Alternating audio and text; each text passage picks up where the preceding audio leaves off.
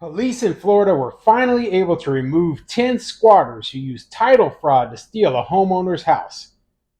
I'm Tony, and this is Real Estate Investing and Landlord News.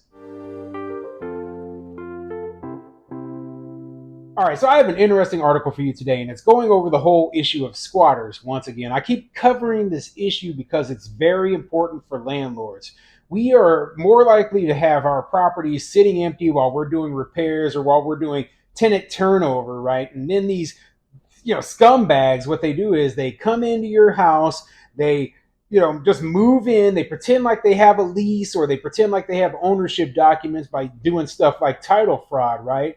And then they claim the place is theirs, and rather than the police removing the persons who are doing this stuff, they say, oh, no, no, no, this is a civil issue. You need to go through eviction court. You need to hire a lawyer. Okay. In some states, they have easier processes for removing these bad tenants than others.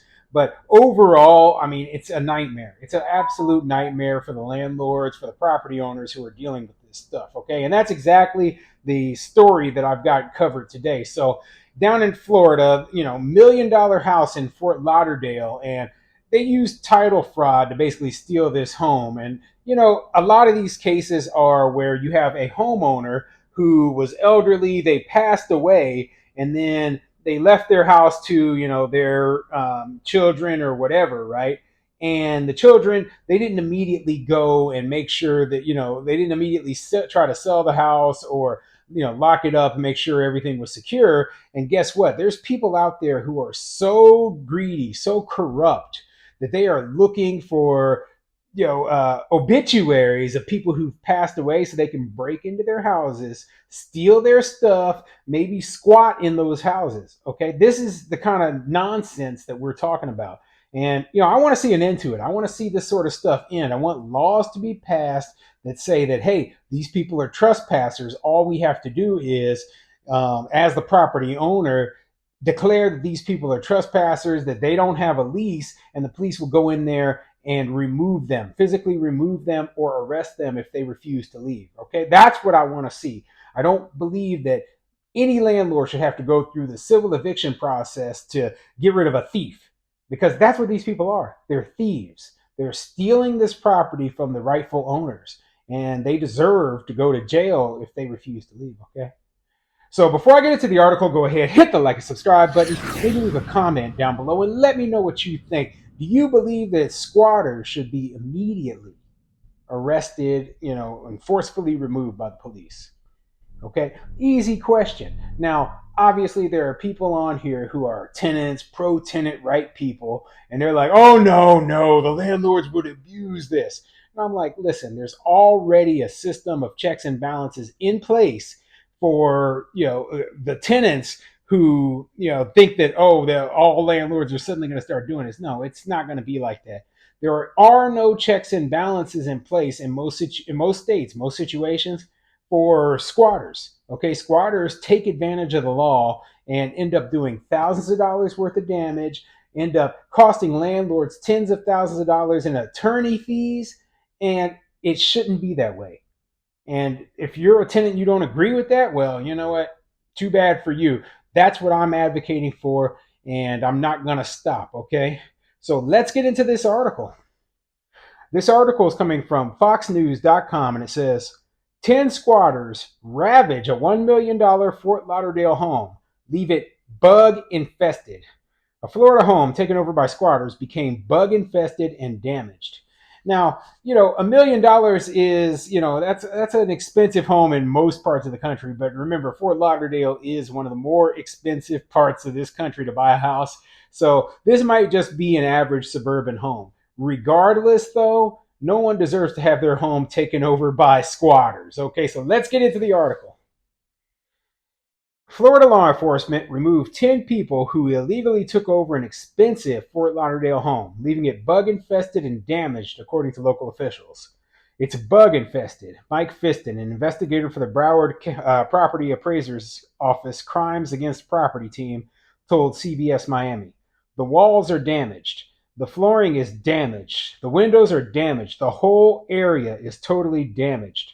The Broward County Sheriff's Office evicted 7 men, two women, and a child last Tuesday from the home on Seabreeze Boulevard after it was discovered they were illegally squatting. Investigators were able to unravel an alleged crime ring after the arrest last October of Tyrone Jones, who allegedly led a title fraud operation. So yeah, this is a deal where this guy is committing title fraud, and fortunately they had the investigators on it. They're going after this dude Tyrone Jones, but from the sounds of it, when you have 10 people living in a single house, and it sounds like a lot of unrelated adults. I'm not saying that's the case, but that's what it sounds like, right? It's probably drug house, okay? That's what this sounds like. It sounds completely ridiculous. But anyway, let's continue. Jones reportedly created a fake person to become executor of the Fort Lauderdale property, allowing him to illegally take ownership of the $1 million property.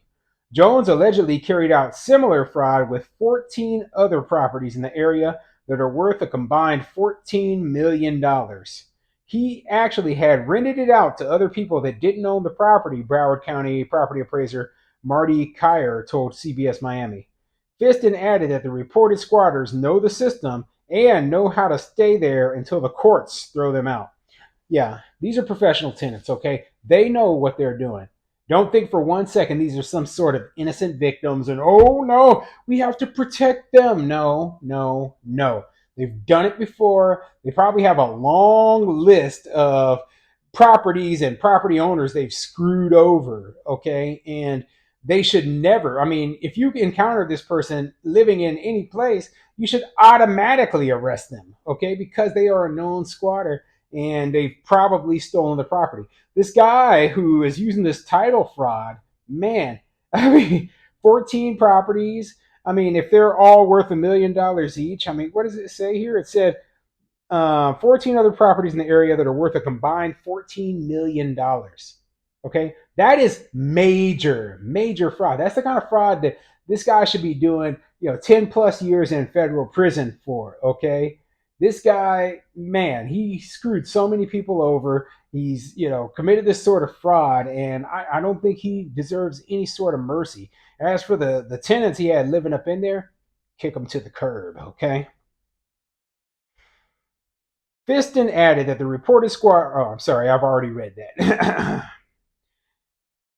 Following news coverage of Jones' arrest, a neighbor to the house on Seabreeze Boulevard reached out to Kyer's office about a terrifying incident where he found someone had broken into his home in the middle of the night.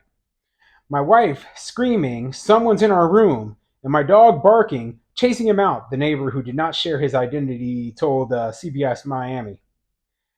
This person in our bedroom, he was at the foot of our bed. He had stepped into the room, the man added. Local authorities arrested Kevin Bosley for burglary following the February 27, 2022 incident, but the homeowner didn't realize the suspect was living in a stolen home until about a year later. Bosley was released on an ankle monitor and returned to the home on Seabreeze Boulevard.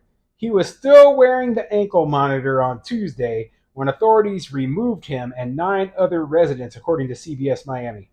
So basically, one of the neighbors to this squatter house, right, had had this guy break into their home, and you know, they had no clue who this guy was, but apparently he was living in this house they were squatting in right down the street.